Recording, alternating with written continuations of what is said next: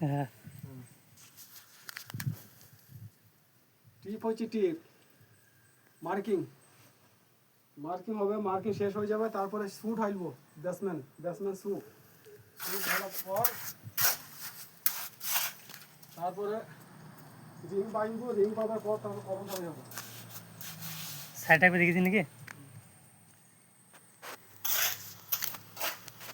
এখানে কলম আছে, 20টা কলম আছে এখানে। মার্কিংটা হয়ে গেছে টাকা,